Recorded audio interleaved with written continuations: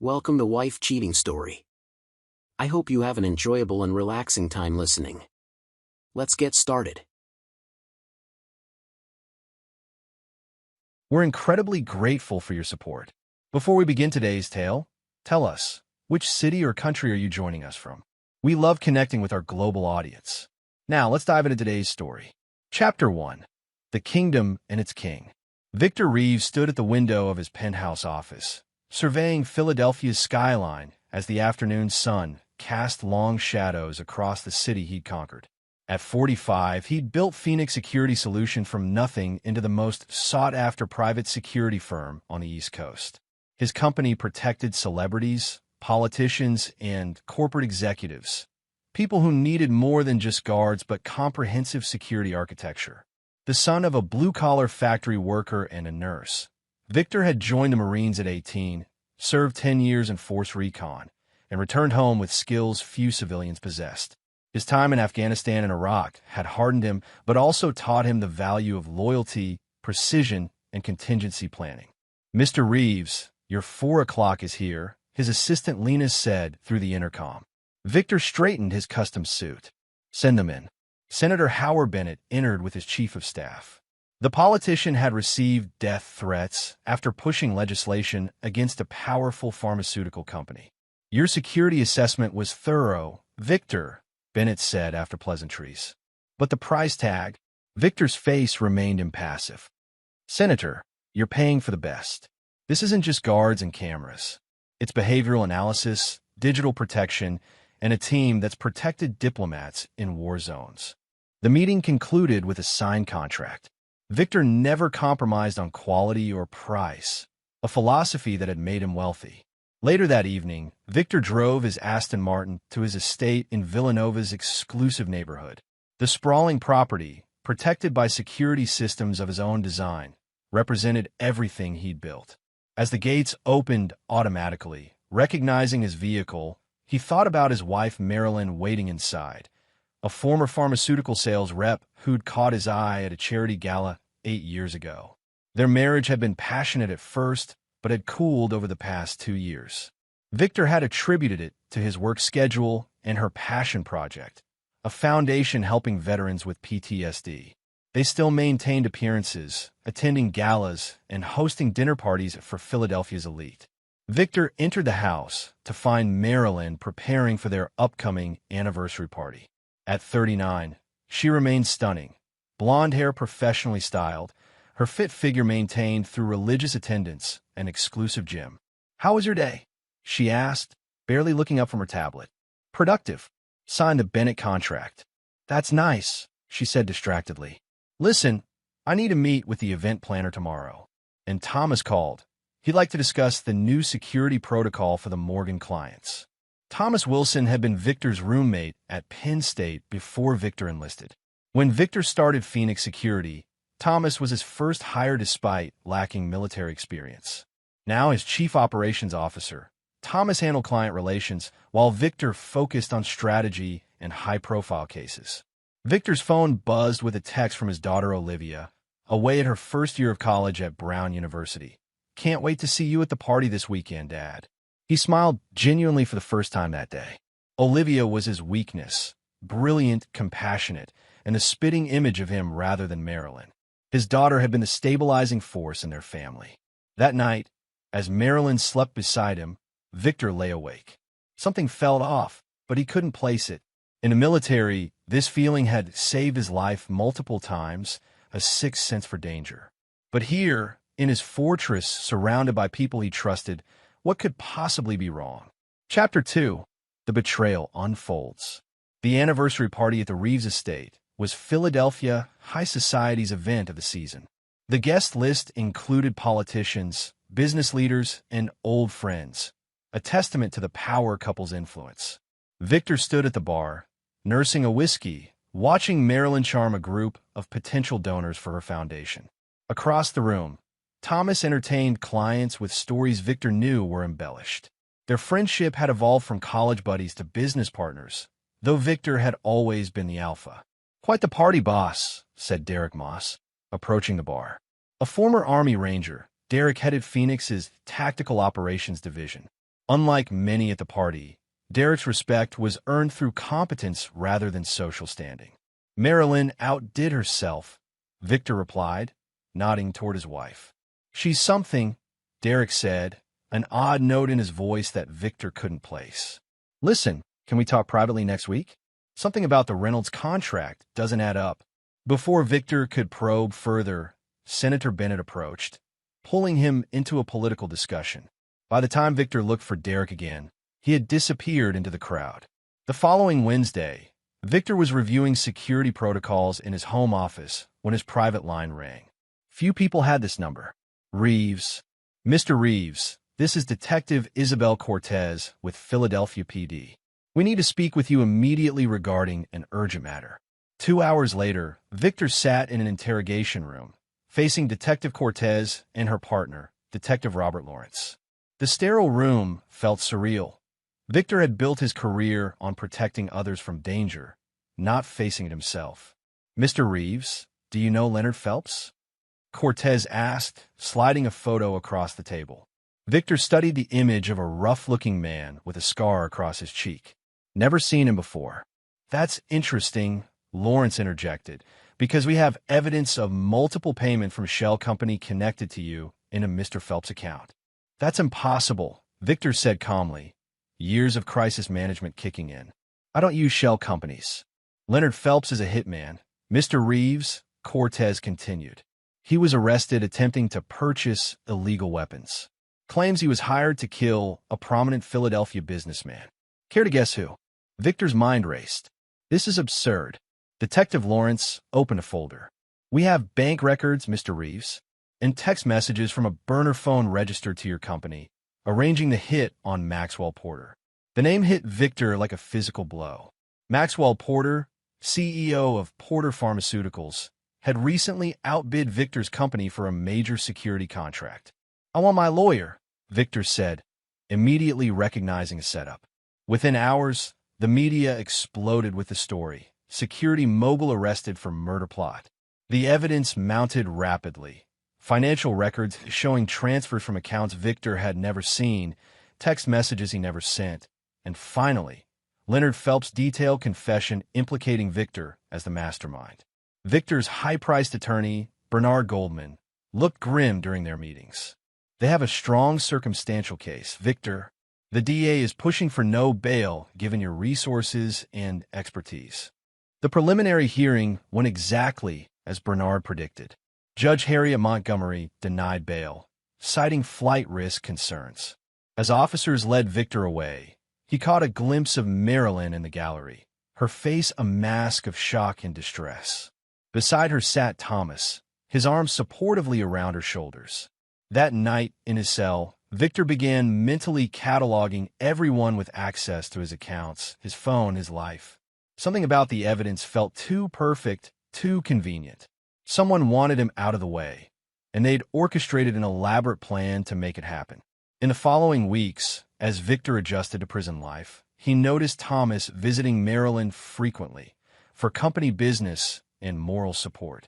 Their hushed conversations in the visitation room and the way their hands occasionally touched did not escape Victor's trained eye for detail. And then came the physical evidence. A guard slipped him surveillance photos showing Thomas entering Victor's home late at night, leaving the following morning. Credit card statements showing dinners at intimate restaurants dating back months before Victor's arrest. Phone records revealing late-night calls between them. Victor's military training had taught him to compartmentalize emotions, to focus on survival first and vengeance later. As the betrayal became clearer, he did not rage or break. Instead, his mind became a steel trap, planning, calculating, and preparing for war. Chapter 3. The Prison Education. County lockup was a far cry from Victor's estate, but he adapted. His military bearing and quiet confidence quickly established that he wasn't to be tested despite being a high-profile prisoner. Within days, he'd sized up the power structure and positioned himself as a neutral party, respectful to established hierarchies while giving no indication of weakness. Victor's cellmate, Malcolm Davis, was serving time for armed robbery. Initially wary of the rich white guy, Malcolm gradually developed respect for Victor's stoicism and intelligence. "Man, you different," Malcolm observed one night after lights out. "Most suits come in here crying about their Egyptian cotton sheets. You ain't complained once." "Complaining changes nothing," Victor replied. "I've slept in worse places than this." Malcolm chuckled. "Military, right? My brother was Marines."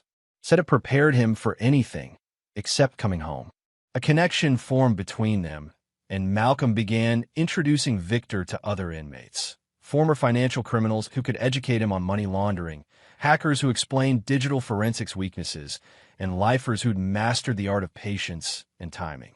Victor absorbed everything, recognizing each lesson as a potential weapon for his arsenal. While the prosecution built their case, he built his knowledge base. Meanwhile, his attorney brought troubling news during each visit. The evidence against him grew stronger. A witness claimed to have overheard Victor threatening Porter at a business function. The hitman provided more detailed accounts of their supposed meetings. "They're offering a deal," Bernard said. "Plead guilty to solicitation of murder, serve 15 years instead of facing trial and potentially life." "Not interested," Victor replied. "Someone set me up, and I need to know who before I make any moves." Bernard leaned forward. "Victor, I've hired independent forensic accountants. The money trail is sophisticated professional level. Whoever did this knew your business intimately." "That narrows the field," Victor said, his expression revealing nothing. Victor's daughter Olivia visited whenever her college schedule allowed. Unlike Marilyn, whose visits had become perfunctory and awkward, Olivia remained steadfastly loyal. "Mom's acting strange," she confided during one visit. "Always on her phone, jumpy when I ask questions. And Thomas is at the house all the time, supposedly working on company matters." Victor maintained a calm facade for his daughter. "Focus on your studies, sweetheart. I'm handling things from here." What Victor didn't tell Olivia was that he'd begun building a network outside prison walls. Derek Moss visited under the pretense of discussing former client matters, but actually brought information about Phoenix Securities operations and, more importantly, about Thomas and Marilyn. "They're not even being subtle anymore," Derek reported. "Thomas has effectively taken control of the company. Several loyal employees have been let go, replaced with his people." Victor nodded, processing this information. "And the Reynolds contract Derek mentioned at the party?" Derek's expression darkened. "Found irregularities in the billing. Thomas created shadow accounts, skimming from major contracts for at least a year. I've been gathering evidence." "Keep it secure," Victor instructed. "Trust no one else with this." 5 months into Victor's incarceration, a new inmate arrived, Leonard Phelps, the supposed hitman. The prosecution had transferred him to the same facility ahead of the trial, a procedural mistake that played perfectly into Victor's hands. That night, Malcolm approached Victor in the yard. "My cousin works in the kitchen. For the right price, he can make sure Phelps and you have a private conversation tomorrow."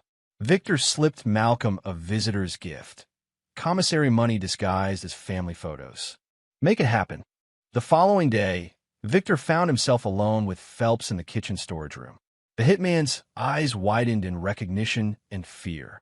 "You set me up," Victor said conversationally, as if discussing the weather. "Look, man, I just did what I was paid to do," Phelps stuttered. "They said you'd never know."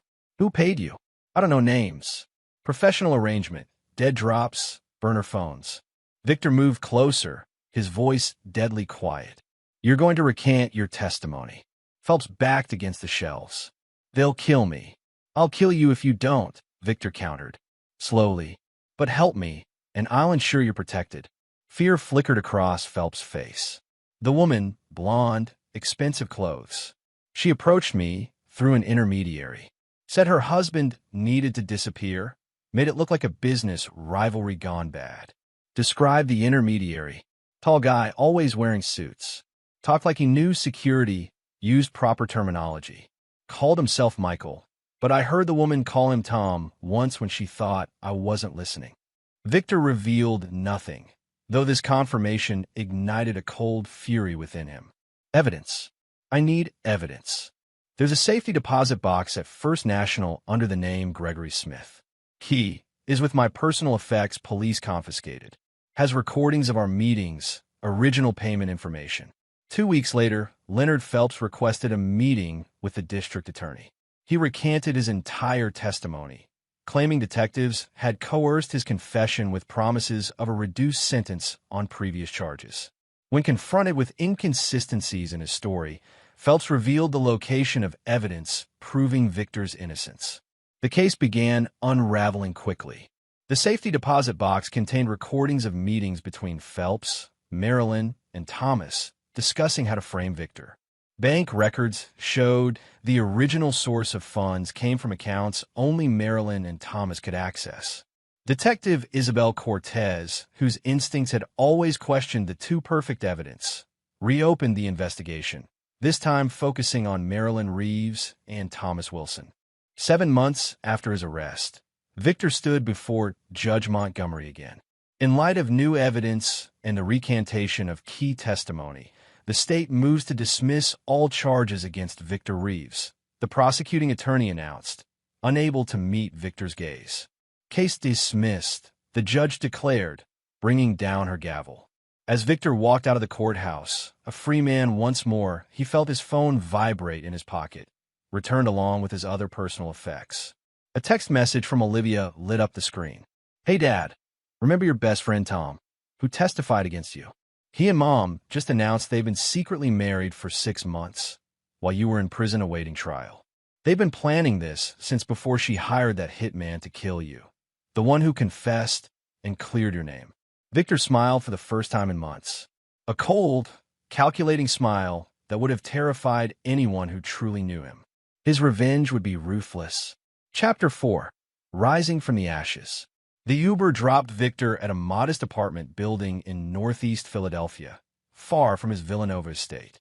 Derek Moss had arranged the rental under a pseudonym, ensuring Victor would have a secure base of operations away from media scrutiny.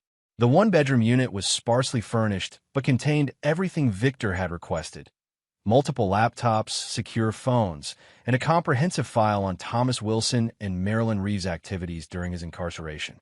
Victor showered, shaved 7 months of prison beard, and dressed in clothes Derek had purchased. Looking in the mirror, he hardly recognized himself.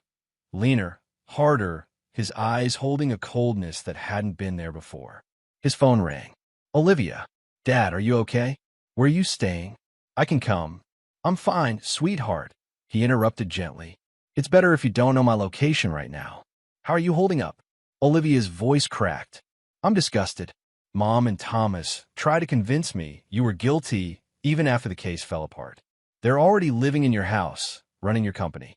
Thomas even had the nerve to suggest I call him stepdad now." Victor's jaw tightened. "Don't worry about them. Focus on your studies. I'll handle everything else. What are you going to do? Better you don't know the details. But justice will be served, I promise you that." After hanging up, Victor turned to Derek's files. The evidence was damning. Thomas had systematically undermined Victor's business for years, creating shadow accounts and skimming profits. Meanwhile, Marilyn had orchestrated the attempted murder plot, using company information only an insider could know. Their plan had been meticulous: remove Victor, consolidate power over Phoenix security, and live off the profits of his life's work. They'd almost succeeded. Victor's phone rang again. Bernard Goldman. "Victor, we need to discuss your options. The civil suit against the city for wrongful prosecution, regaining control of your company." "Not yet," Victor interrupted. "I need time to strategize." "Time benefits them, not you," Bernard warned. "They've moved quickly to consolidate control. The board's been misled about your intentions." "Let them believe I'm broken for now," Victor replied. "It'll make what comes next more effective." After the call, Victor contacted a name from Malcolm's prison network: Alyssa Parker, a former cybersecurity expert who'd served time for ethical hacking and now worked privately for clients requiring discretion. They met at a diner in Kensington, far from the upscale restaurants Victor typically frequented. Alyssa was younger than he expected, maybe 30, with quick eyes that assessed everything around them. "Derek vouched for you," she said without preamble. "Said you needed digital surveillance that can't be traced." Victor pushed an envelope across the table. 10,000 now, 40 more when you deliver." I need eyes and ears everywhere they go. Alyssa peeked inside, then nodded. Phones, home systems, vehicles? All of the above. Plus company servers and their cloud accounts. She raised an eyebrow. That's comprehensive and highly illegal. So is framing someone for attempted murder, Victor replied coldly. 2 days later, Alyssa delivered a laptop with custom software. It's all here. Real-time access to their devices, accounts, everything. The system will alert you to keywords in conversations or unusual activities. How did you get past their security? Victor asked, impressed despite himself. Alyssa smiled grimly. Your ex-wife uses your daughter's birthday for most passwords. Your former friend isn't much better. Uses old college references. People are predictable, especially those who think they're untouchable. Armed with his digital window, Victor began monitoring their every move. The conversations he witnessed confirmed his darkest suspicions. Thomas and Marilyn frequently laughed about Victor's imprisonment, discussing how they planned it for over a year. I told you it would work, Marilyn said during one recorded conversation. Victor was always so focused on external threats, he never saw the danger at home. The board still has questions, Thomas replied. Some of them are loyal to him. Then replace them, Marilyn said dismissively. We have controlling interests now. Victor cataloged every betrayal, name mentioned, vulnerability exposed. The cold fury that had sustained him in prison crystallized into something more dangerous, calculated purpose. Meanwhile, he made strategic moves in plain sight. He gave a single interview to the Philadelphia Inquirer, portraying himself as a man shell-shocked by betrayal, focusing on recovery rather than revenge. I just want to rebuild my life, he told the reporter, projecting vulnerability. The legal system will handle the rest. The article painted Victor as a broken man, exactly the impression he wanted Thomas and Marilyn to have. Let them believe him defeated while he prepared for war. In the apartment, Victor created an operations center with 3 computers tracking different aspects of his targets' lives. On the walls, he mapped their routines, relationships, and weaknesses. Each day, he added new information, looking for patterns and vulnerabilities. One name kept appearing in their communications. Lawrence Kingsley, the lawyer handling their corporate restructuring. Kingsley had helped them push through changes to company governance while Victor was incarcerated, leveraging relationships with board members. Victor had Alyssa focus on Kingsley's communications. Within days, they discovered his vulnerability, a gambling problem he kept hidden from his prestigious law firm. Massive debts to offshore betting sites, covered by increasingly desperate loans. Perfect. Victor arranged a meeting with Kingsley at a downtown steakhouse. The lawyer arrived looking nervous, obviously torn between fear of Victor and curiosity about the meeting's purpose. Mr. Reeves, I want to say how pleased I am about your exoneration, Kingsley began, voice oily with fake sincerity. Victor let him squirm through small talk before placing a folder on the table. I know about the gambling, Lawrence. The loans from questionable sources. The money laundering through client accounts to cover your tracks. The color drained from Kingsley's face. How did you? Not important. What matters is what happens next. Victor leaned forward. You have 2 options. Work with me to rectify the corporate situation, or I send this evidence to your firm's ethics committee, the Bar Association, and the IRS. Kingsley swallowed hard. What exactly would working with you entail? Information, primarily. Board meeting details, off-record conversations, strategy plans.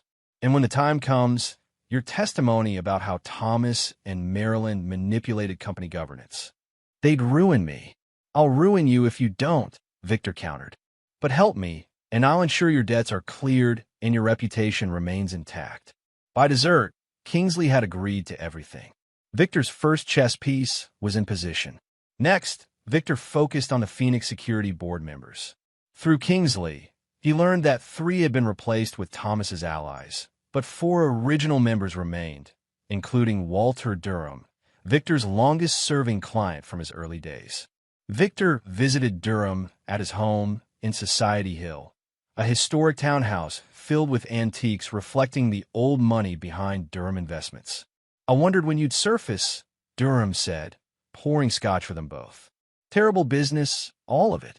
Walter, I need to understand what's happened at Phoenix. Durham sighed heavily. Thomas moved quickly after your arrest. Presented evidence you were embezzling funds. Claimed the company needed new leadership to survive the scandal. Marilyn supported him. Used her shares combined with his to force emergency measures. And you believe this? Of course not, Durham snorted. I've known you 20 years, Victor, but they had documentation, board support, and you were unavailable. By the time questions arose, they'd secured enough power to silence opposition. Victor nodded. I'm planning to take back what's mine. Dangerous game, Durham warned. They've consolidated well. The company's actually expanding, new government contracts, international clients. All built on my foundation, Victor replied. I need allies on the inside, Walter. Durham studied him carefully. You're not the same man who went into prison. No, Victor agreed. I'm not. Good, Durham said firmly. Because the old Victor wasn't ruthless enough for what you're contemplating. By the end of the evening, Victor had secured Durham's support and connections to two other board members who harbored doubts about Thomas's leadership. The pieces were falling into place, but Victor knew he needed more than corporate maneuvering. Thomas and Marilyn had tried to destroy his life. Justice demanded a more personal reckoning. Through Alyssa's surveillance, Victor discovered Thomas had a secret even Marilyn didn't know. A mistress named Vanessa Lambert, a young executive at a client company. Their affair predated Thomas's relationship with Marilyn. Victor arranged to meet Vanessa at her gym, approaching her after her regular spinning class. Ms. Lambert? Victor Reeves. I believe we have a mutual acquaintance. Her eyes widened in recognition. Mr. Reeves, I've seen you in the news. Let's discuss Thomas Wilson over coffee, shall we? I think you'll find I have some interesting information about his recent marriage. Vanessa's face shifted from shock to anger as Victor revealed Thomas's duplicity. He told me Marilyn was a temporary arrangement for business purposes, she said, voice trembling. Said once the company transition was complete, he'd leave her. Thomas has a pattern of using people until they're no longer useful, Victor observed. I'm offering you a chance to protect yourself and assist in some necessary justice. By the time they parted, Vanessa had agreed to document Thomas's promises and provide access to his personal laptop during their next rendezvous. Systematically, Victor continued building his network of allies and informants. Each person Thomas and Marilyn had used, betrayed, or underestimated became a potential asset. Like gathering intelligence behind enemy lines, Victor mapped the terrain of their lives, identifying points of vulnerability and pressure. 7 weeks after his release, Victor had assembled everything he needed. His wall of evidence had become a comprehensive battle plan, with primary targets, contingencies, and timetables. The digital surveillance had revealed their security weaknesses, daily routines, and most importantly, their arrogant certainty that Victor posed no threat. It was time to begin. Chapter 5. The Invisible Hand. Winter descended on Philadelphia as Victor moved to the second phase of his plan. From his command center in the anonymous apartment, he monitored Thomas and Marilyn's activities through Alyssa's surveillance network. They had grown comfortable in their victory, believing Victor too broken to retaliate. Their complacency was his greatest advantage. The quarterly board meeting is next Thursday, Lawrence Kingsley reported during one of their clandestine meetings at a diner in Fishtown.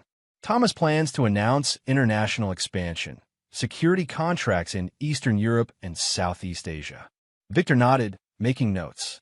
What about the financial reports? Kingsley hesitated. Selectively presented. The company's profitable, but there are signs of cash flow issues they're concealing. Thomas has been redirecting funds from established client contracts to finance the expansion.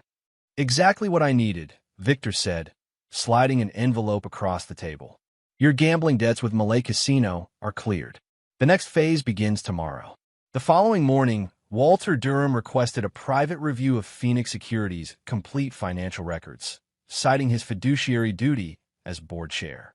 Thomas attempted to provide sanitized versions, but Durham insisted on raw data, backed by the company bylaws Victor had written years earlier.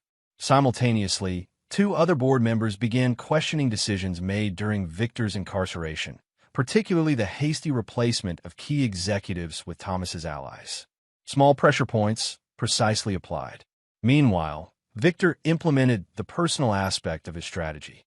Using information from Alyssa's surveillance, he identified Marilyn's vulnerable areas. Her reputation as a philanthropist supporting veterans' causes was her pride, a carefully crafted public image that contrasted with her private contempt for the military personnel she claimed to champion. Victor contacted Simone Washington, an investigative journalist he'd once helped when she received threats covering military contractor scandals. They met at Reading Terminal Market, the busy food hall providing cover for their conversation. "I want to be clear," Victor said after explaining his situation. "I'm not asking you to publish anything false. Just investigate thoroughly." Simone studied the financial documents he provided. These show her foundation misappropriating donations meant for veteran rehabilitation programs.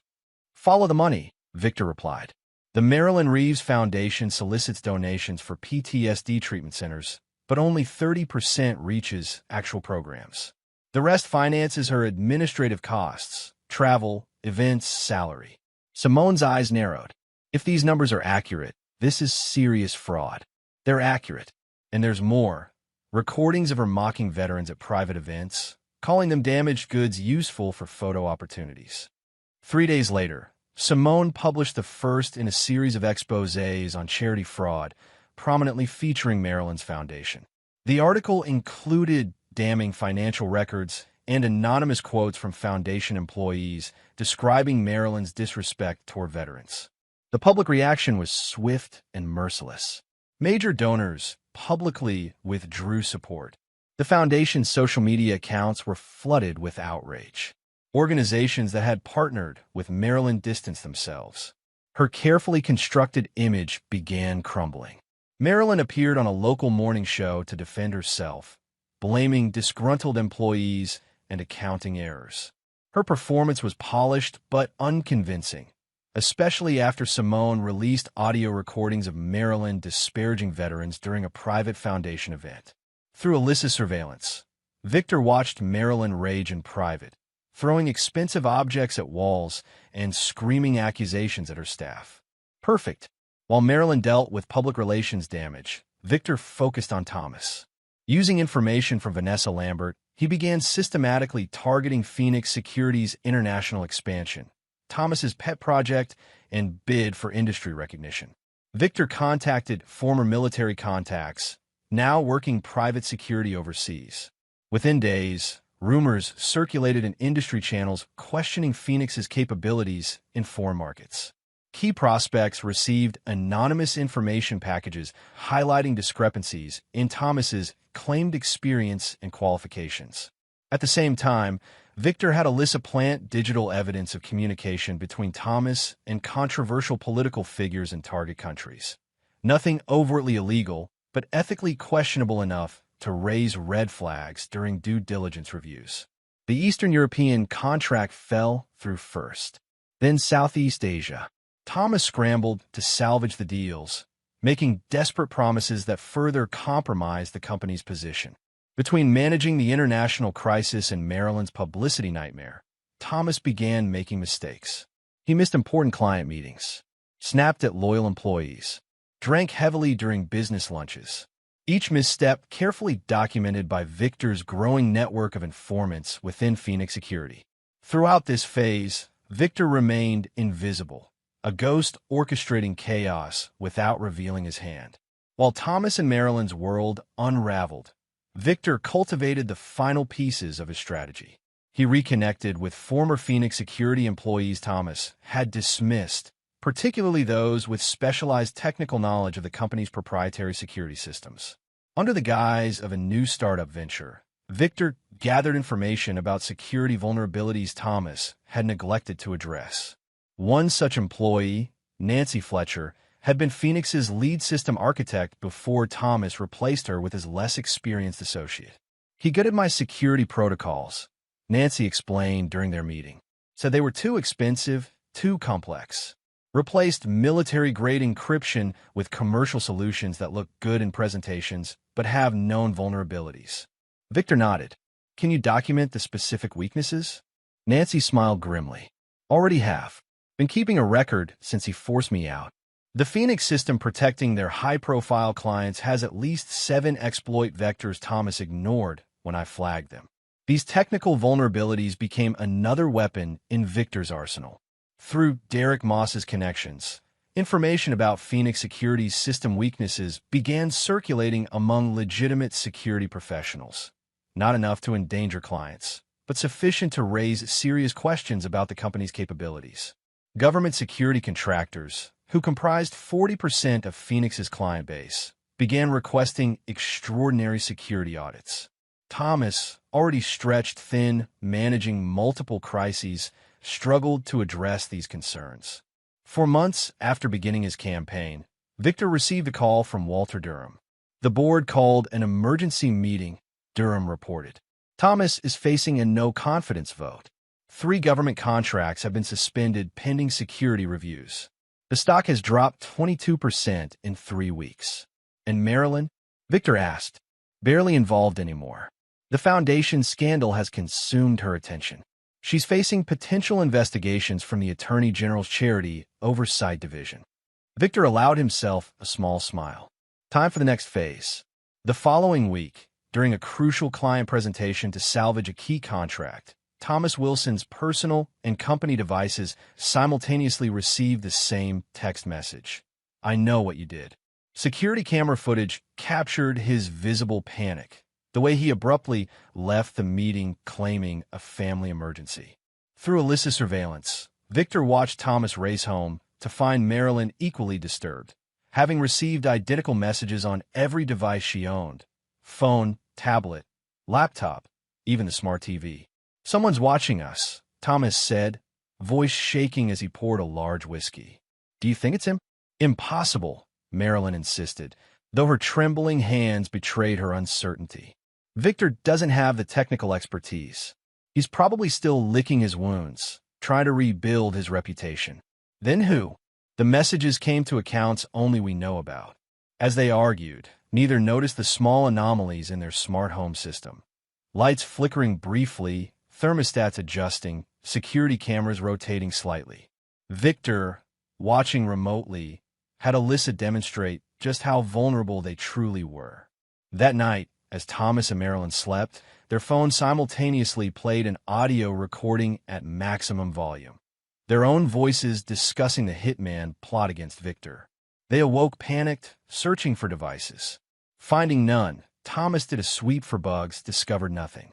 They changed passwords, reset devices, even called a professional security team, who found no physical intrusions. The psychological pressure mounted. Random text messages arrived at unpredictable times. Home automation systems activated without command. Car navigation systems rerouted to meaningless destinations. Each incident small enough to seem like a technical glitch, but the pattern undeniable. Their paranoia grew. Thomas began suspecting Marilyn had hidden backups of incriminating evidence. Marilyn questioned whether Thomas was creating these incidents to manipulate her. Their alliance, built on mutual betrayal, began fracturing under pressure. Meanwhile, Victor prepared for the final confrontation, meticulously arranging each element for maximum impact. The invisible hand that had been slowly tightening around them was about to become very visible indeed. The stage was set. The players were positioned. And Victor Reeves was ready to reclaim everything that had been taken from him, and exact a price far beyond what Thomas and Marilyn could ever have anticipated. Chapter 6: Fracturing the Facade.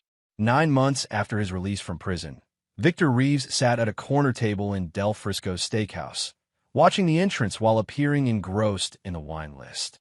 The restaurant, a favorite for Philadelphia's business elite, provided the perfect setting for the next phase of his plan.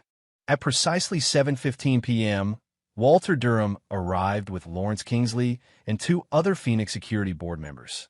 Victor observed them being seated at a prominent table, visible from most angles in the dining room. Perfect. Mr. Reeves? The maitre d' approached discreetly. Your other guest has arrived. Victor nodded. Please show her in. Detective Isabel Cortez looked different out of uniform. her professional attire replaced by an elegant cocktail dress that disguised her law enforcement bearing. She slid into the seat across from Victor, her expression unreadable. "This is highly irregular, Mr. Reeves," she said after ordering a whiskey neat. "Meeting with the subject of an active investigation." "Yet here you are," Victor replied. "Because what I promised matters more than procedural correctness." Cortez studied him carefully. "You claim to have evidence that Thomas Wilson and Marilyn Reeves conspired not just to frame you, but to systematically embezzle from Phoenix Security?" Victor placed a flash drive on the table. "Tax evasion, wire fraud, false statements to federal contractors. The financial crimes alone carry 15-year sentences. Why give this to me instead of the FBI? You were the only detective who questioned the too perfect evidence against me," Victor said. "You followed your instincts despite pressure to close the case. I respect that." Cortez pocketed the drive without examining it. "This doesn't erase your extracurricular activities since your release. I know you've been orchestrating their downfall." Victor smiled slightly. "Proving that would be challenging, Detective. I've simply been recovering from my ordeal, as the Philadelphia Inquirer reported." "We both know." She stopped mid-sentence, her attention drawn to the restaurant entrance. Victor didn't need to turn around to know what she was seeing. Right on schedule, Thomas Wilson and Marilyn Reeves were being escorted to their regular Thursday evening table, a tradition they'd maintained despite their mounting troubles. The timing was not coincidental. Victor had ensured both parties would be present tonight. Thomas spotted the board members first. His step faltered briefly before he plastered on a confident smile and approached their table.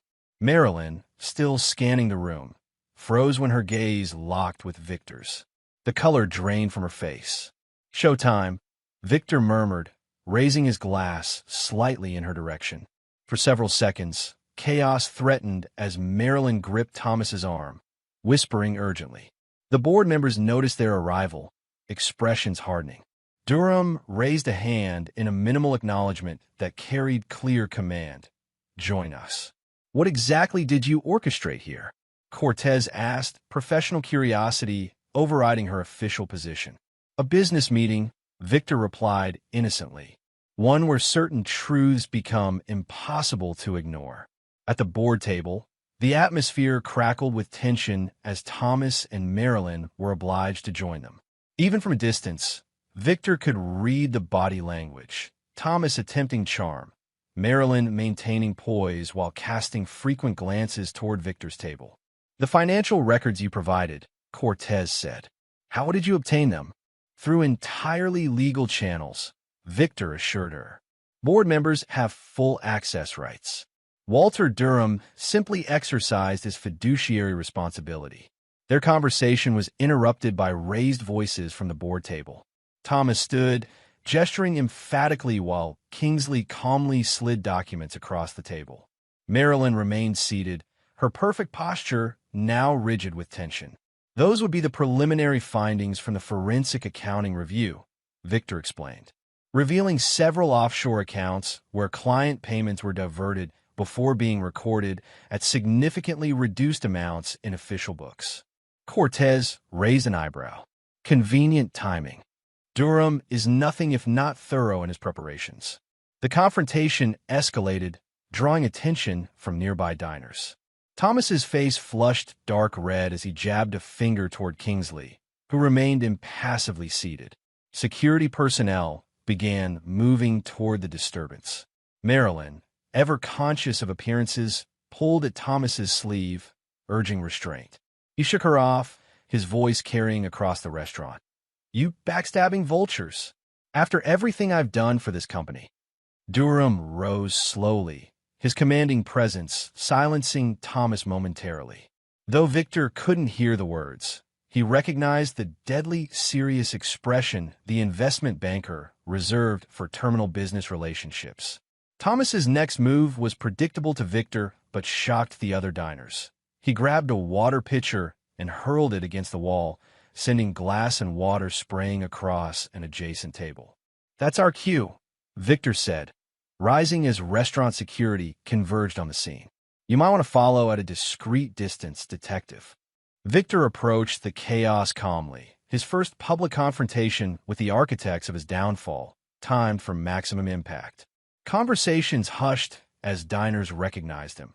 The security mogul betrayed by wife and friend, now walking into the epicenter of their public meltdown. Thomas, Maryland. Victor's voice carried an authority that immediately drew all eyes. This seems rather unprofessional. Thomas whirled to face him, rage giving way to shocked recognition. He lunged toward Victor, but was restrained by security personnel. Mr. Wilson is under considerable stress, Victor explained to the security guards. Financial irregularities at Phoenix Security have recently come to light. Very troubling matters. You orchestrated this, Marilyn hissed, maintaining enough composure to keep her voice down. You've been behind everything. The Foundation investigation, the contract problems. Victor met her gaze evenly. A fascinating theory, almost as creative as your murder-for-hire scheme. Durham cleared his throat. Victor, since you're here, the board was just informing Mr. Wilson that his services as CEO are terminated, effective immediately. Perhaps you'd join us to discuss transition plans? The restaurant had gone silent. Dozens of Philadelphia's business elite witnessing Thomas and Marilyn's public disgrace. Victor noted several people discreetly recording with phones. By morning, this scene would circulate throughout their social and professional circles. Thomas broke free from the security guard's grip. You think you've won? You think you can just walk back in and take everything? I built those international relationships. I secured those government contracts. On foundations I established, Victor replied calmly. With a reputation I earned. Using systems I designed. This isn't over, Thomas snarled. Actually, Detective Cortez said, stepping forward and displaying her badge. It is. Thomas Wilson and Marilyn Reeves, I'm placing you under investigative detention regarding financial crimes connected to Phoenix Security Solutions and the Marilyn Reeves Foundation. The shock on their faces was everything Victor had anticipated. Marilyn recovered first, her socialite training asserting itself. This is absurd. We've done nothing wrong. The federal subpoenas for your banking records suggest otherwise, Cortez replied, gesturing to uniformed officers now entering the restaurant. We can discuss the details at the station. As they were escorted out, not in handcuffs, but clearly in custody, Victor took a seat at the board table. Whispers erupted throughout the restaurant. Thomas's final glare promised retribution, while Marilyn maintained her composure, her only tell the slight trembling of her perfectly manicured hands. Well, Durham said, straightening his tie, that was more dramatic than our usual board meetings. Indeed, Victor replied, reaching for the folder Kingsley had prepared. Shall we discuss the company's transition back to proper leadership? Later that night, after a productive 3-hour meeting with the board, Victor returned to his apartment command center. The evening news carried reports of the restaurant incident, along with speculation about criminal investigations into Phoenix Security's leadership. Victor watched the coverage while Alyssa updated him on surveillance. They've been separated for questioning, she reported. Marilyn invoked attorney privilege immediately. Thomas tried to explain the accounting discrepancies, but contradicted himself repeatedly. Perfect, Victor said. And the other matter? All prepared, Alyssa confirmed. Financial records showing Thomas has been moving money to accounts Marilyn can't access. Evidence he's been planning to leave her once the heat dies down.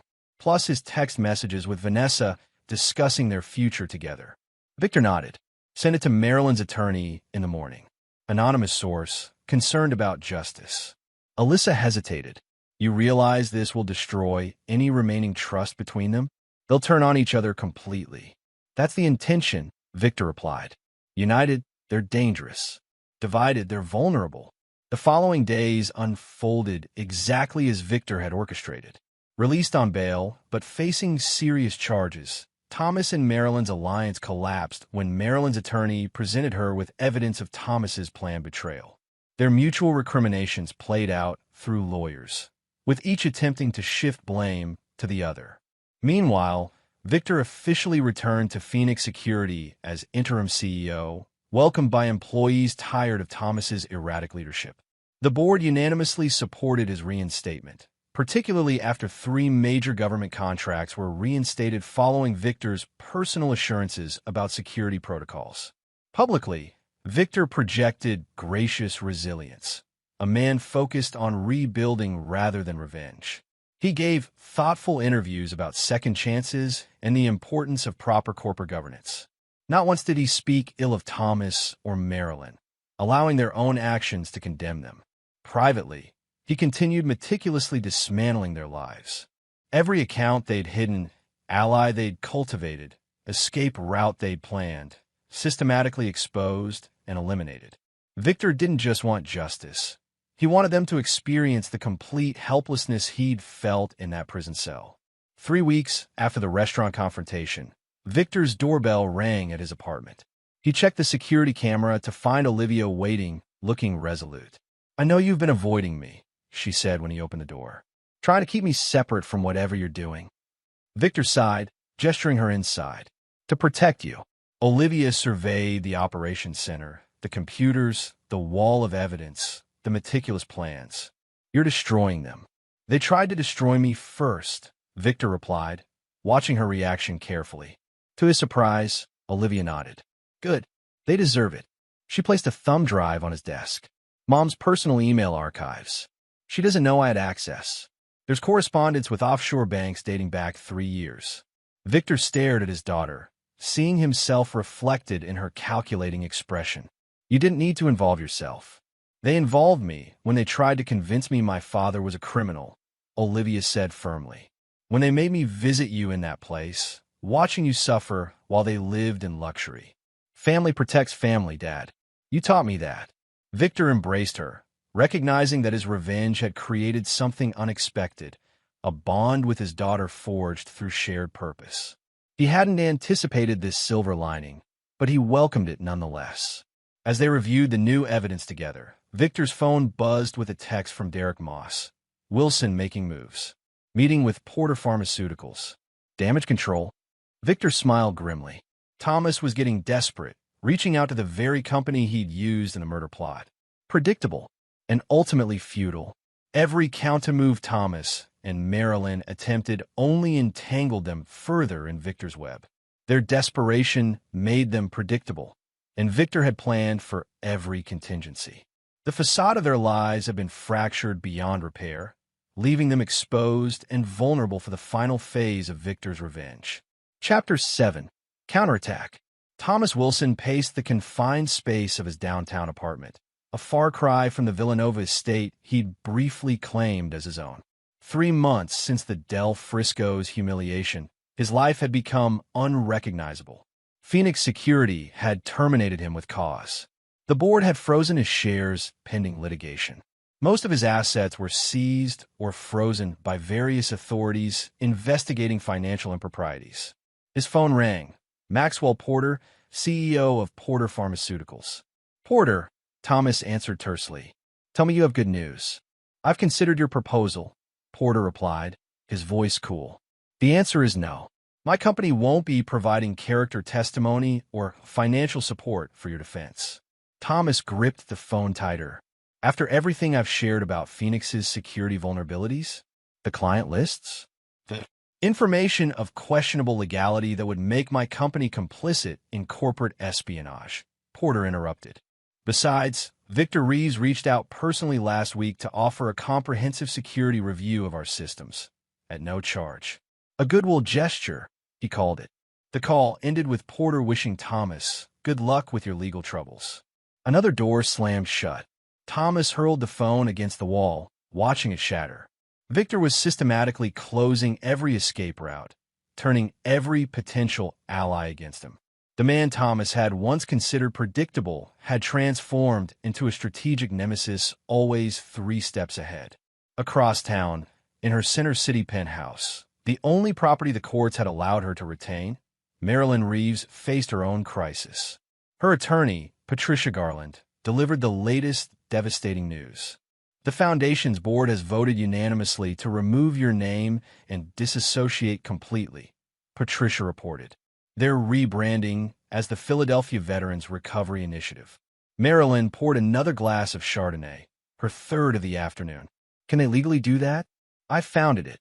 The bylaws you signed give the board that authority in cases of reputational damage, Patricia reminded her. Furthermore, the forensic accountants have completed their preliminary review.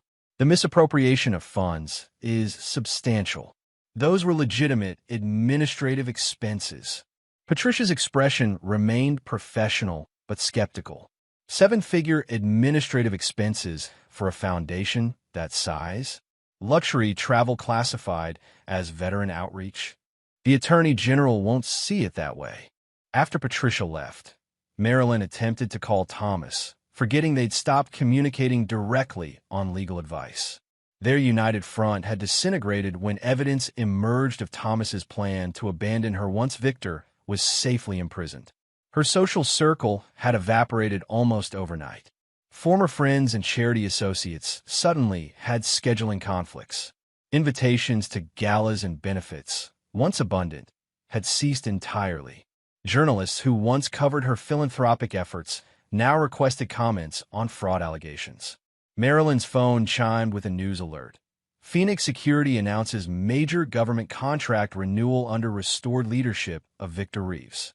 Accompanying the headline was a photo of Victor looking confident and authoritative, shaking hands with a high-ranking Defense Department official. She threw her wine glass at the television, leaving a crimson stain on the white wall. Meanwhile, Victor executed the next phase of his plan from Phoenix Security's headquarters.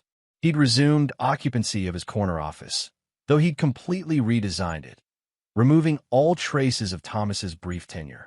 The wall that once held family photos now displayed the company's core values and security certifications. Derek Moss entered with a tablet displaying recent developments. Thomas approached 3 more Phoenix clients today, offering insider information in exchange for financial help. And they reported this to us immediately, Victor stated rather than asked. All 3. His desperation is showing.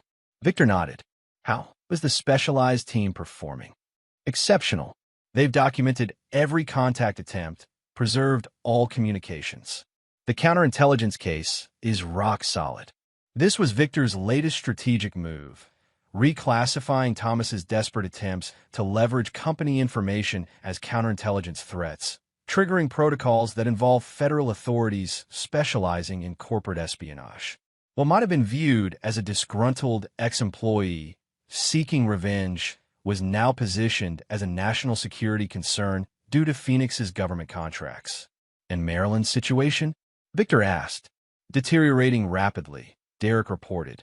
The foundation audit revealed approximately $3.7 million in misappropriated donations. The Attorney General is preparing charges. Her attorneys have proposed a settlement, but prosecutors seem intent on making an example of her. Victor permitted himself a small, satisfied nod. And Olivia? Thriving at Brown. Her professors speak highly of her. She calls regularly for updates. Victor's phone buzzed with a text from Lawrence Kingsley. Wilson contacted me. Wants to meet. Says he has leverage against you. Advice. Victor typed back immediately. Agree. Record everything. The first counterstrike came 3 days later. Thomas, growing increasingly desperate, filed a whistleblower complaint with the SEC, alleging Victor had orchestrated the entire financial scandal to regain control of Phoenix Security. He claimed to have evidence Victor had manipulated company records after returning as CEO. Victor had anticipated this move. Within hours, Phoenix Security's legal team provided authorities with chain-of-custody documentation for all financial records, including tamper-proof blockchain verification implemented years earlier, a security measure Thomas had been unaware of when making his accusations. The whistleblower complaint was dismissed within 48 hours, further damaging Thomas's already precarious credibility. Maryland's counterattack took a different approach. Through carefully placed gossip within Philadelphia's social circles, she began suggesting Victor had orchestrated his own imprisonment to generate public sympathy, planning his dramatic return from the beginning. The rumor gained minimal traction before Bernard Goldman filed cease and desist orders against identifiable sources, threatening defamation suits with substantial evidence of malicious intent. Victor watched these futile efforts with clinical detachment.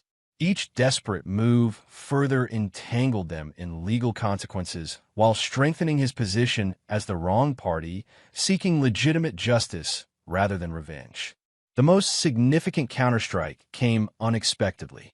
Detective Robert Lawrence, Isabel Cortez's former partner who had pursued Victor's prosecution so aggressively, held a press conference alleging procedural misconduct in Victor's exoneration.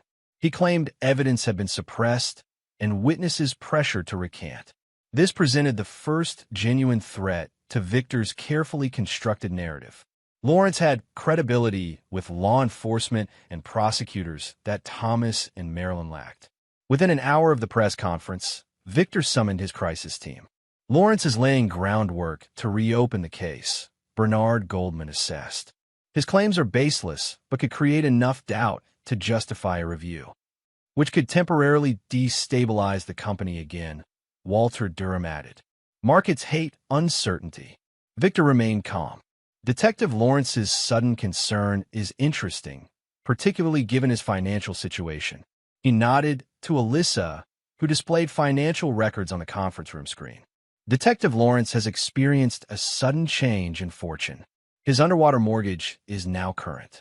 A previously maxed-out home equity line has been paid off. His children's college tuition, previously in arrears, is now paid through next semester. Total value approximately $175,000, Derek noted, appearing in his accounts through multiple small transfers over the past 2 weeks, all just below reporting thresholds. Traceable, Durham asked. To shell companies recently established in Delaware, Alyssa replied, with circumstantial connections to accounts previously linked to Thomas Wilson. Victor allowed this information to settle before continuing. Detective Cortez should find this very interesting, particularly given her ongoing investigation into corruption within the department. By evening, Detective Lawrence's credibility was under internal investigation. The press conference allegations were overshadowed by questions about his financial irregularities. Another threat neutralized. Throughout these counterattacks, Victor maintained his public persona of reasonable professionalism. In interviews, he expressed concern for the well-being of his former friend and wife, emphasizing their need for proper legal counsel rather than suggesting punishment. This magnanimity in public made their desperate attacks appear increasingly petty and vindictive. They're running out of options, Derek observed during an evening strategy session at Victor's apartment. Not quite, Victor replied. Thomas still has one significant card to play, Marilyn herself. The prediction proved accurate within days. Marilyn received a hand-delivered letter proposing a deal.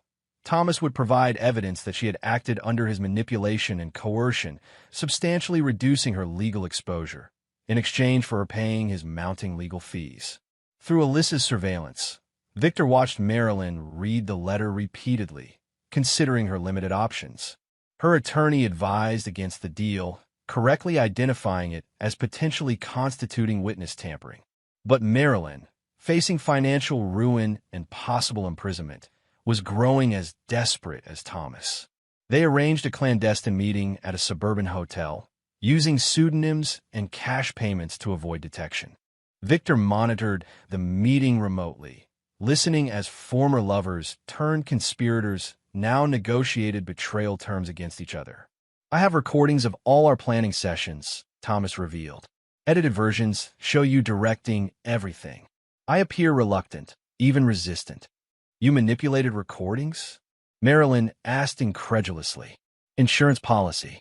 I never fully trusted you, Marilyn. Just as you never fully trusted me. Their toxic alliance rekindled just enough to form a new conspiracy. Mutual perjury designed to shift primary blame while minimizing individual consequences. They left the meeting with a coordinated story blaming Victor for their financial crimes while portraying themselves as unwitting accomplices. Victor allowed this plan to develop, monitoring their preparation through surveillance and informants.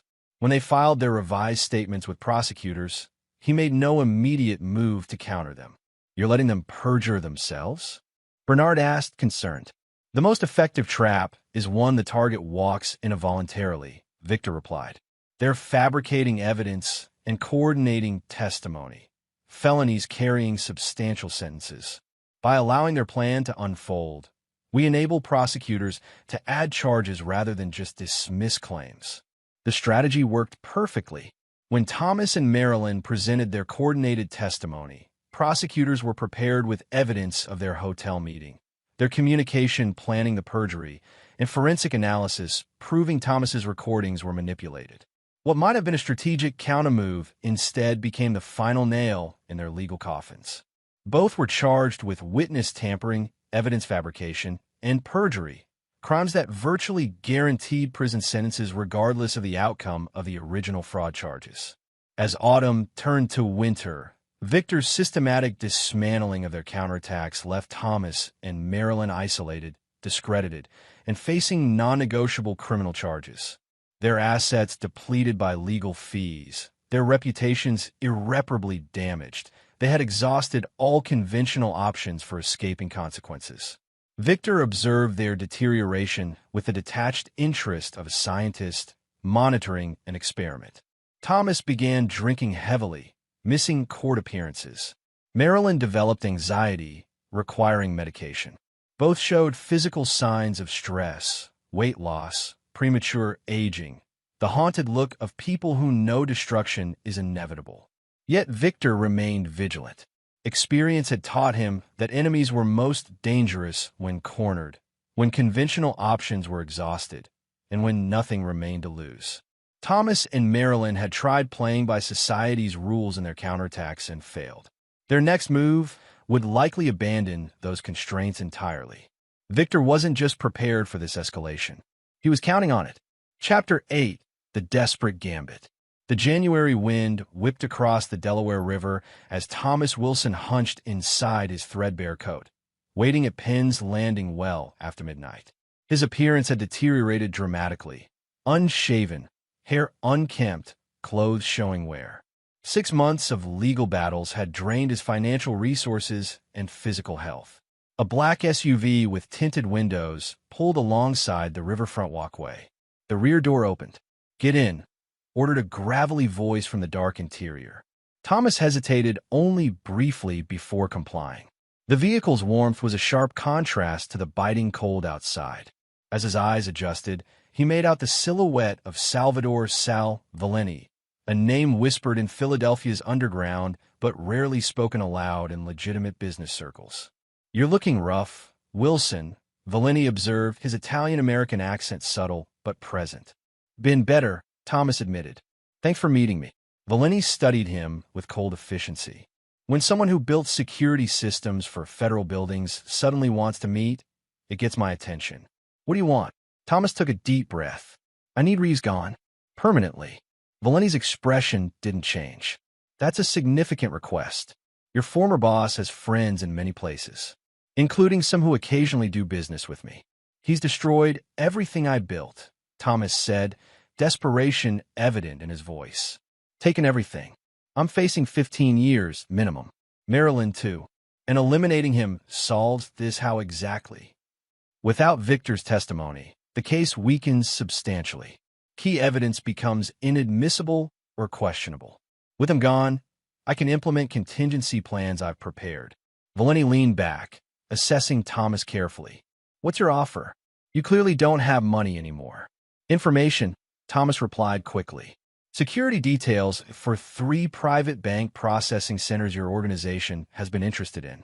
Server locations, patrol schedules, response protocols. Everything needed for a significant operation with minimal risk." A flicker of interest crossed Valenti's face. "That would be valuable information, if accurate. I designed those systems personally," Thomas assured him. "The information is current as of my departure from Phoenix." Valenti nodded slowly. "I'll need proof of concept before proceeding. Detailed schematics for one location to verify quality." "Once I have your commitment," Thomas countered. "That's not how this works," Valenti said, his tone hardening.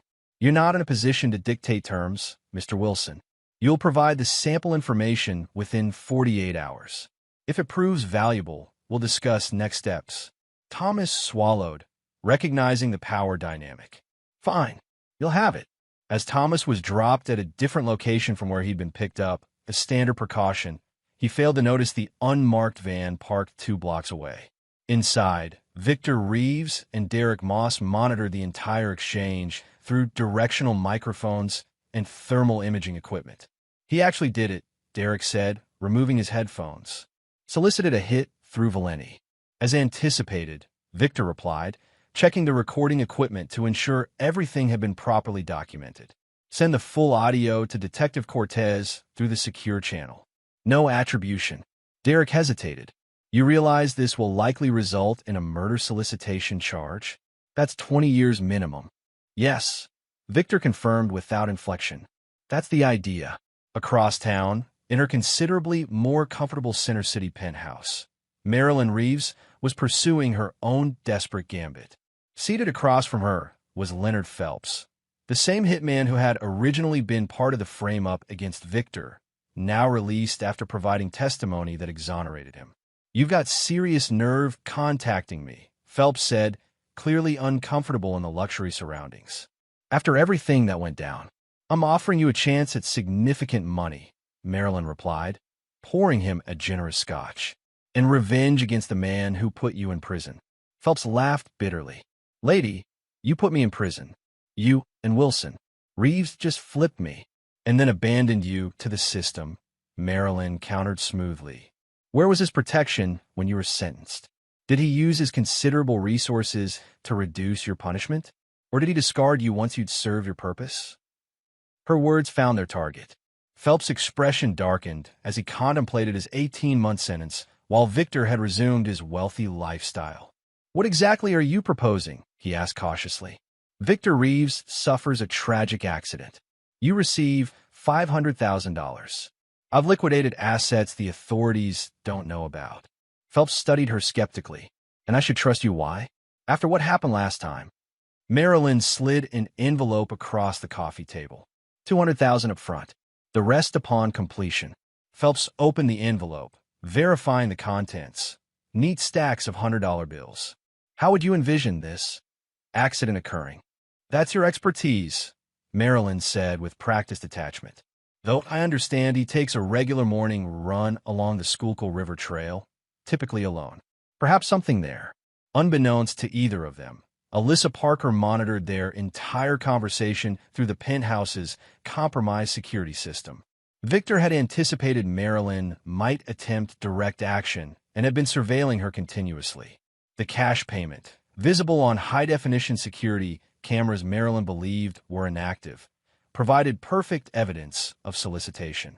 Within hours, Detective Cortez had recordings of both Thomas's meeting with Valeni and Marilyn's arrangement with Phelps. The evidence was irrefutable, the intent clear, and the prosecution's path straightforward. Rather than moving to arrest immediately, however, Cortez, in coordination with Victor, allowed both plots to develop further. Thomas provided the promised security information to Valeni, incriminating himself for industrial espionage and conspiracy to commit multiple felonies. Phelps began surveillance of Victor's running route, establishing clear intent. 7 days after the initial meetings, coordinated SWAT teams executed simultaneous arrests. Thomas was taken into custody at his apartment, while Marilyn was arrested during a spa appointment. Phelps was apprehended conducting reconnaissance along the river trail, the cash payment and written instructions in his possession. Valeni, already under federal investigation for unrelated matters, found new charges added to his considerable legal troubles. The arrests made national news. Disgraced executives charged in murder-for-hire plot against former CEO. Victor, portrayed as the target of these heinous schemes, received an outpouring of public sympathy and support. Phoenix Securities' stock price, which had been recovering steadily under his leadership, surged to new highs as the market reacted to the narrative of the righteous leader triumphing over corruption.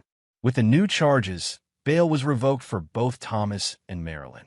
They were remanded to separate detention facilities pending trial. Thomas to a medium-security prison outside Philadelphia, Marilyn to a women's correctional facility in Montgomery County. After the arrests, Victor visited Detective Cortez at her precinct office. "Congratulations on the arrests," he said, placing a gift basket of premium coffee and chocolates on her desk. "The department should be commended for thorough police work." Cortez eyed him skeptically. "You know, most people who've been targeted for murder don't look quite so satisfied about it." "Justice brings its own satisfaction," Victor replied diplomatically. "This wasn't just justice, Mr. Reeves. This was meticulous orchestration." She gestured to the case files. Thomas and Marilyn weren't just caught. They were guided every step of the way into increasingly serious crimes. Victor maintained a neutral expression. "They made their own choices. After you created the perfect circumstances for those choices." Cortez leaned forward. "Did you manipulate Leonard Phelps into approaching Marilyn? Did you feed information about Valenti's interests to Thomas? The precision of this operation suggests guidance." "That would be difficult to prove," Victor observed calmly. "Nearly impossible," Cortez agreed, "which is why this conversation is unofficial. But I want you to know that I recognize the strategy. The way you've systematically dismantled their lives, their reputations, their futures, it's been surgical. You sound almost impressed, Detective." "Professionally, I can appreciate the methodology," she admitted. "But I'm curious, is it enough? They're facing life sentences. They've lost everything. Their reputations are destroyed beyond repair. Have you achieved satisfaction?" Victor considered the question genuinely. "Not quite yet. There's still the matter of my daughter." Cortez's expression shifted to concern. "Please tell me you're not involving Olivia Reeves in whatever's coming next." "On the contrary," Victor replied, rising to leave. "This final phase is entirely for her benefit." The following week, as Thomas and Marilyn awaited their preliminary hearings from separate detention facilities, each received an unusual legal visitor. The same attorney, Elliot Winters, met with each of them individually, presenting identical documents. "Who are you?" Thomas demanded in the prison consultation room. "I have counsel already.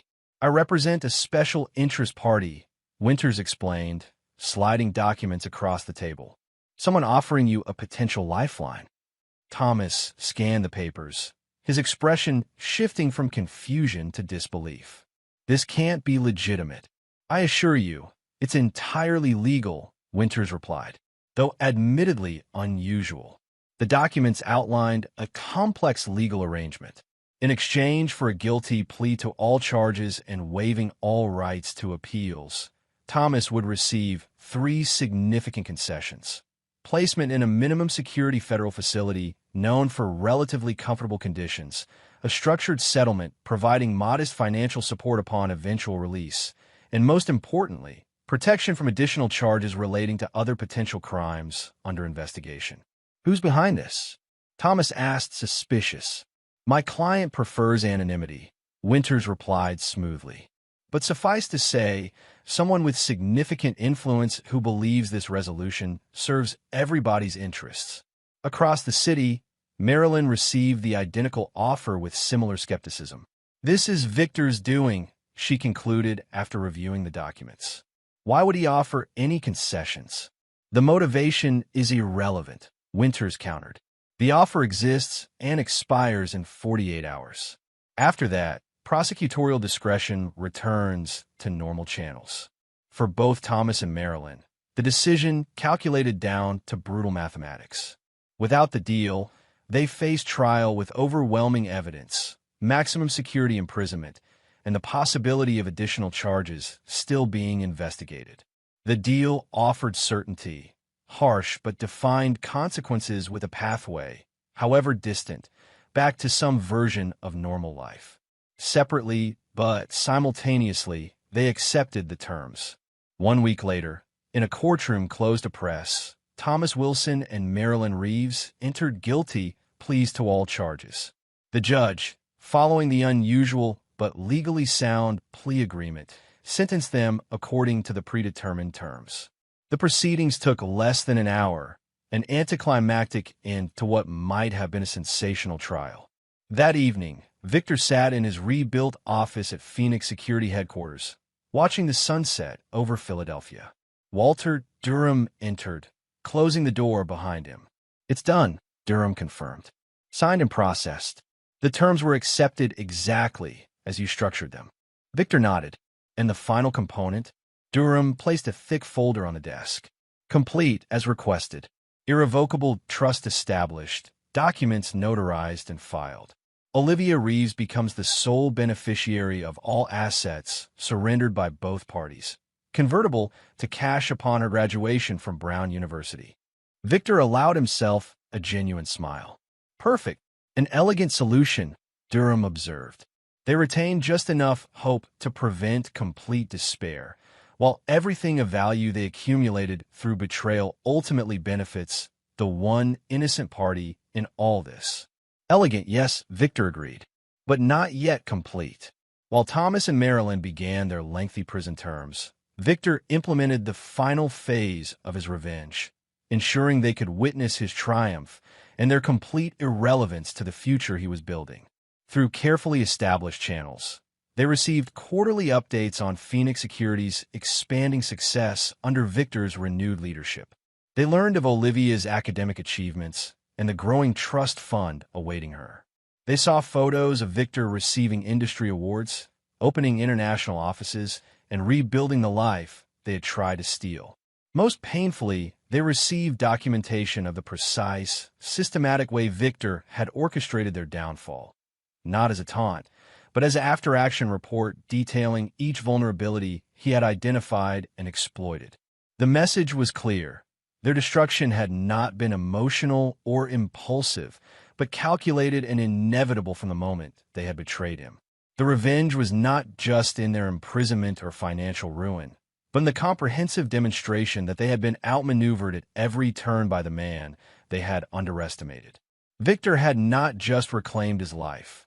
He had turned their betrayal into the instrument of his greater success and their permanent destruction. Chapter 9. Phoenix Reborn. 5 years to the day after his exoneration, Victor Reeves stood at the podium in the Grand Ballroom of Philadelphia's Four Seasons Hotel. Behind him, a massive screen displayed the Phoenix Security Solutions logo, redesigned during the company's expansion into international markets. Today marks not just an anniversary. Victor addressed the assembled crowd of employees, clients, and industry leaders, but a testament to resilience and transformation. The company had more than tripled in size under his renewed leadership, expanding beyond physical security into cybersecurity, intelligence analysis, and specialized protection services for high-risk environments. Phoenix had become the industry gold standard, with government contracts in 14 countries and a client list including half the Fortune 100. We've built something remarkable together, Victor continued, acknowledging key team members with a gesture. A security framework that adapts to emerging threats while never compromising our core values of integrity, innovation, and accountability. In the front row, Olivia Reeves watched her father with unmistakable pride. Now, completing her master's degree in international security studies at Georgetown, she had grown into a formidable young woman who occasionally consulted on special projects for Phoenix. The trust fund created from Marilyn and Thomas's surrendered assets had provided her complete financial independence, though she chose to earn her own way through merit rather than rely on inheritance. After the formal presentation, during the reception, Walter Durham approached Victor with a glass of champagne. Impressive performance, the older man noted. The stock jumped 6 points during your speech. Victor smiled slightly. The Saudi Arabia contract announcement certainly helped. Indeed, Durham lowered his voice. I received the quarterly update for our special projects. Thought you might want to know the current status. Victor nodded almost imperceptibly, and they moved to a quieter corner of the ballroom. Durham continued discreetly. Thomas is 3 years into his paralegal training through the prison education program, making excellent progress. The minimum security arrangement continues to function as designed. And Marilyn? Victor asked, his expression revealing nothing. Running the women's literacy program at Montgomery. Exemplary behavior. Her first parole hearing is scheduled for next year, though approval is considered unlikely given the nature of her crimes. Victor absorbed this information with clinical detachment. The structured terms of their incarceration had been carefully designed, not out of mercy, but to create a specific psychological landscape. They retained just enough comfort and hope to make their punishment a prolonged experience rather than a simple period of deprivation. The possibility of eventual redemption made their current reality all the more poignant. The trust for Olivia exceeds projections, Durham added. With market performance and additional asset liquidations, it should reach 8 figures by her 30th birthday. Everything they might have enjoyed, Victor observed, now reserved for the one person they both claimed to care about, but were willing to traumatize for their own gain. Durham studied him thoughtfully. After all this time, I still can't determine if your revenge was an act of justice or calculated cruelty. Perhaps the most effective revenge incorporates both, Victor replied, and serves a constructive purpose beyond simple retribution. Their conversation was interrupted by Olivia joining them, radiant in a midnight blue evening gown. Dad, the Singapore team wants a photo with you before they leave. As Victor excused himself, Durham watched him cross the room, noting how attendees naturally deferred to his presence. The Victor Reeves who had emerged from prison was markedly different from the successful but somewhat conventional executive who had entered it. This Victor moved with the focused precision of a predator, controlled power evident in every gesture. Later that evening, as the event concluded, Victor found himself momentarily alone on the hotel terrace, looking out over the Philadelphia skyline. Detective Isabel Cortez, now Captain Cortez following her promotion, approached with 2 glasses of scotch. Congratulations on the company milestone, she said, offering him a glass. 5 years of remarkable growth. Thank you, Captain, Victor replied, accepting the drink. Your presence is unexpected, but welcome. Professional curiosity, she admitted. Wanted to see how the story turned out. They stood in companionable silence for a moment, sipping their drinks. They write to me occasionally, Cortez finally said. From prison. Thomas more than Marilyn. Always with some new theory about how you manipulated the evidence or orchestrated their downfall. Victor raised an eyebrow. And your response? I remind them that they confessed to all charges, signed detailed agreements, waived all appeals. She studied him carefully. Though between us, I've always wondered how much of their situation was their own making and how much was guided. An interesting philosophical question, Victor observed. How much agency do people truly have when their psychological patterns make their choices predictable? If someone understands those patterns well enough to anticipate decisions, who bears responsibility for the outcomes? Cortez smiled slightly. Still not giving me a straight answer after all these years. Some questions are more valuable unresolved, Victor replied. They keep us thoughtful. As Cortez prepared to leave, she hesitated. One last thing I've always wondered. Why did you structure their plea deals to include eventual release? You could have pushed for life sentences. Victor considered the question carefully. Permanent imprisonment would have granted them a form of closure, a defined reality to adapt to. The possibility of freedom, remote but present, creates something else entirely. Hope is punishment, Cortez concluded. That's uniquely sophisticated. Hope balanced with accountability, Victor corrected. They retain the possibility of rebuilding some version of life, but never the one they try to steal, and never together. After Cortez departed, Victor remained on the terrace a while longer. His phone buzzed with a secure message from Alyssa, who still managed specialized monitoring systems for him. The quarterly recordings from Thomas and Marilyn's separate counseling sessions had been processed and were available for review. Victor considered listening, then decided against it. Their psychological states, while meticulously tracked, had become increasingly irrelevant to his present reality. The revenge that had once consumed his attention had accomplished its purpose. Justice had been served, though in a form no conventional court could have delivered. He returned to the ballroom, where Olivia waited with Derek Moss and a small group of loyal executives who had stood by him through the rebuilding. These were his people now, tested by adversity, proven through loyalty. Everything okay, Dad? Olivia asked as he rejoined them. Everything is exactly as it should be, Victor replied, genuine warmth in his voice for his daughter alone. Later that night, in his rebuilt Villanova estate, completely redesigned to eliminate any trace of Marilyn's presence. Victor sat in his study reviewing international expansion plans. The wall that had once displayed family photos now held a single framed document, his prison release paper, dated 5 years earlier.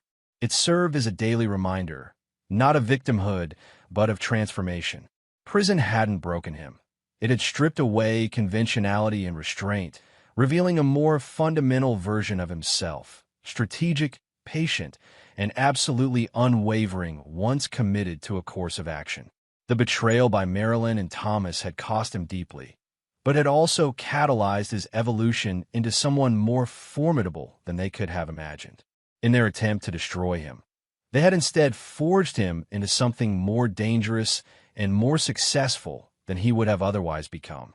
That was perhaps the most perfect revenge of all, that their betrayal had ultimately made him stronger while destroying them completely. They would live the remainder of their lives knowing they had not only failed, but had inadvertently created the architect of their own destruction. Victor closed the expansion plans and poured himself a small measure of rare scotch, allowing himself a moment of genuine satisfaction. The company was thriving. Olivia was flourishing. The future stretched before him with possibilities beyond what he had envisioned before his imprisonment. His revenge had been ruthless indeed, not in its violence or immediacy, but in its comprehensive thoroughness. He had not just reclaimed what was taken. He had systematically ensured that those who betrayed him would forever live with the knowledge that every aspect of their destruction had been by design. The perfect revenge wasn't just the punishment itself, but ensuring they understood, with absolute clarity, that they had been defeated not by chance or circumstance, but by the superior strategy of the man they had gravely underestimated. Victor Reeves raised his glass in a silent toast to the lesson they had taught him. That true power lay not in wealth or position, but in the ability to transform betrayal into triumph through unwavering resolve and meticulous execution. Phoenix had indeed risen from the ashes, stronger than before. And there you have it. Another story comes to an end. What did you think? I'd love to hear your thoughts in the comments below. If you enjoy this story, consider joining our community by subscribing. It means the world to us. For more stories like this one, check out the recommended videos on screen, and I'll see you there.